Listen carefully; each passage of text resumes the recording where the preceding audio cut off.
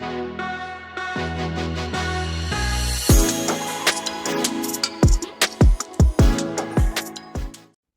what's up guys, welcome back. It's my boy Adamslink. How you guys doing? Welcome to another crazy video. And good morning, good afternoon, good evening, depending on where you guys are watching this video from. I hope you guys are very okay. So we have a lot to discuss, mainly entertainment. But first, let's talk about Psquare Okoye. Psquare Paul Okoye. You know, during the before election, the campaign and everything, you know, Psquare wholeheartedly supported Peter Obi. Up to today, they are still supporting Peter Obi. And you saw all the hate comments and a lot of people bashing them online. But I love the remark Paul Okoye said. If you forgot, if you remember, he said, if you like, curse him out the way you want. That himself and his family will always have money for things. And it's not going to reduce, if you like, you do not vote for Peter Obi or you vote for Peter Obi, it's not going to increase or reduce his wealth. That is still going to ball after the election. And the reason why he's out here talking is because of you. It's because he wants Nigeria to be better for you. But you guys end up insulting him and his family. And just look at it, guys.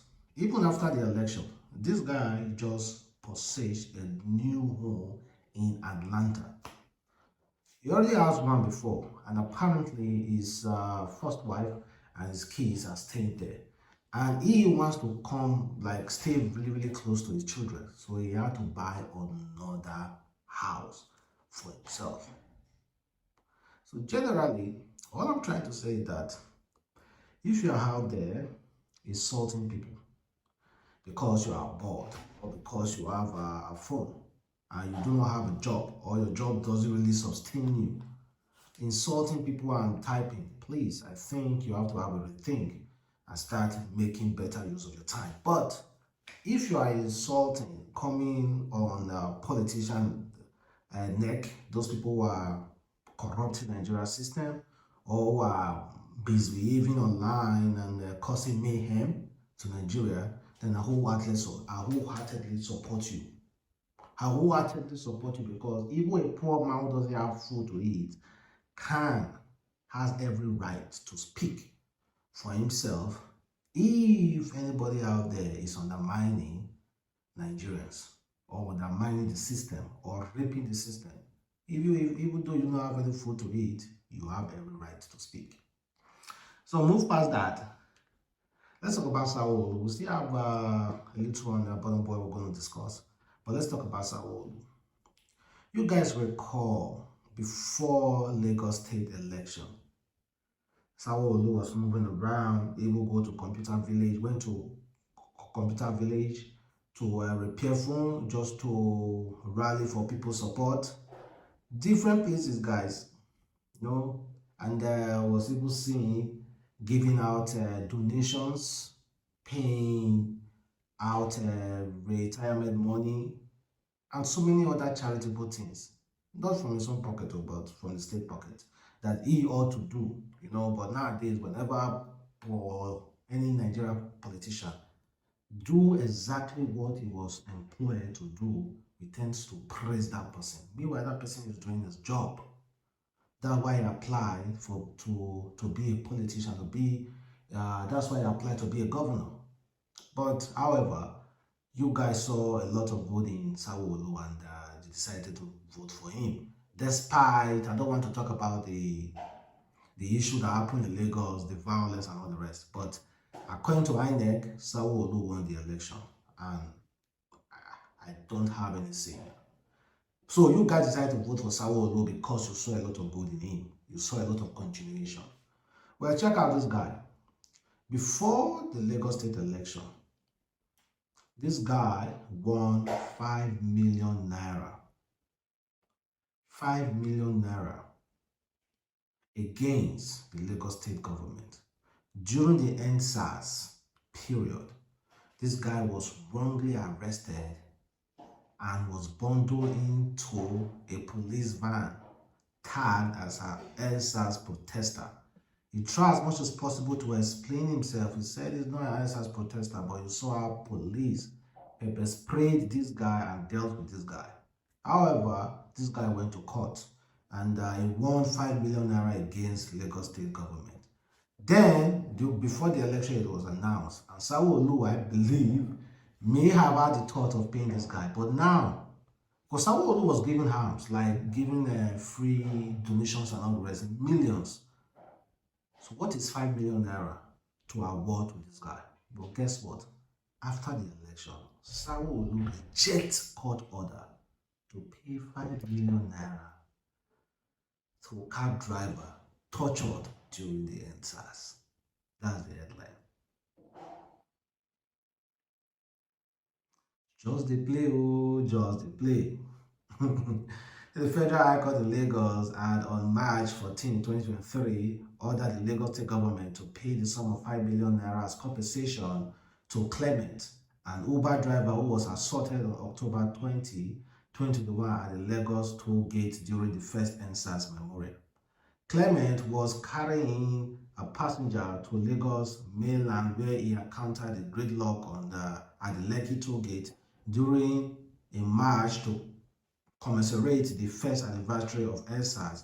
He was tortured and pepper sprayed by officers of the Lagos State Neighborhood Safety Agency and policemen. Human rights lawyer filed a lawsuit against the Lagos State and the Nigerian Police Force to seek redress, and he won it. 5 million naira, but now Sanwo Olu say you know we'll get that 5 million naira. So let's say this guy won that money, maybe won that money like 3 weeks to election. I bet you Sanwo Olu would have paid that guy 5 million naira. But he won it during the election, and after the election, he won the election, and now the 5 million naira don't enter West Bay. Well, let me know exactly how you feel. Then let's talk about our Odugu Burnaboy. Well, making us really, really proud, and he just did another one in Netherlands, a stadium in Netherlands, 41,000 capacity. Burnaboy just sold it out. And not just only that. Beyonce and Burnaboy are supposed to perform the same day in Netherlands. Burnaboy sold out his concert way before Beyonce. Beyonce has not been able to sell out her concert in Netherlands, but Burnaboy has already done that. Sold it out already. I'm not saying Burnaboy is bigger, but all I know is that Afrobeat is going far. And whether you like it or hate it or not, as an international person, there's no choice.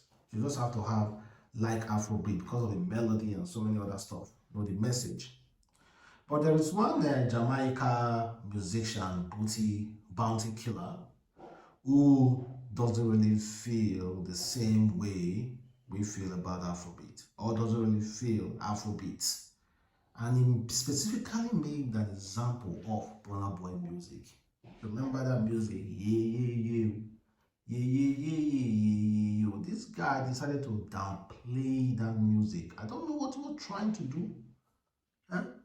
He could have just made his own, said something, but not referring to Afrobeat. It's disrespectful for this guy to be referring to Afrobeat. On dancehall beat, it's just the topics. Dancehall artists don't have any topics. They are stupid. They are singing some regional thing, some corner argument. They're not singing old argument where every household understand what this means. Chopper arguments, come up and corner, that not related.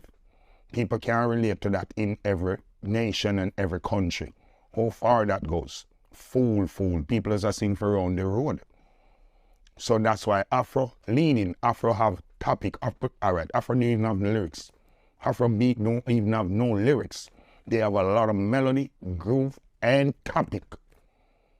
Yeah. That a lyrics? No, it's a topic. Yeah. We know what yeah mean. Yeah. Just a topic and the melody. Yeah.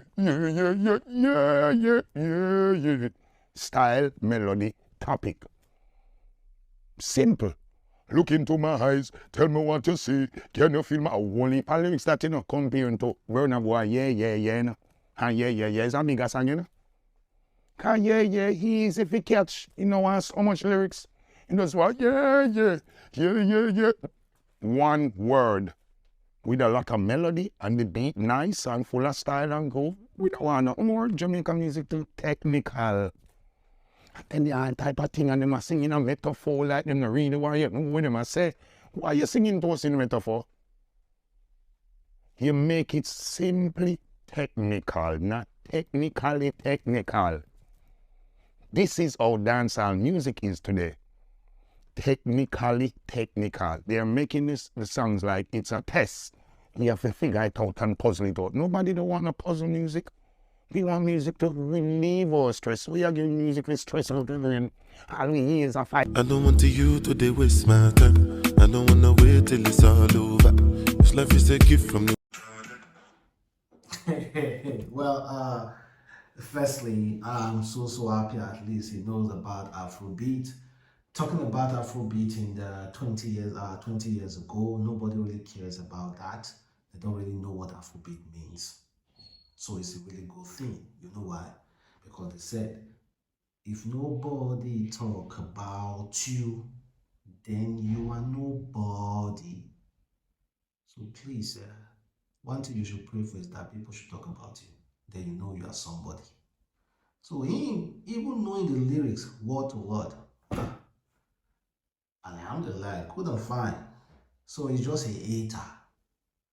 Why don't you go over and talk about the R&B? Why don't you go over and talk about other people's music? Talking about technical what? Hater. You're just a hater, nothing more. Afrobeat is taking over and you are hating. You better start joining the race. You are big up to Burna for selling out a stadium in Netherlands, and even before Beyonce. Beyonce is also great, but very soon we're going to take over. We are taking over little by little, gently. So have a wonderful day, guys. Stay blessed. Catch you next time. Peace.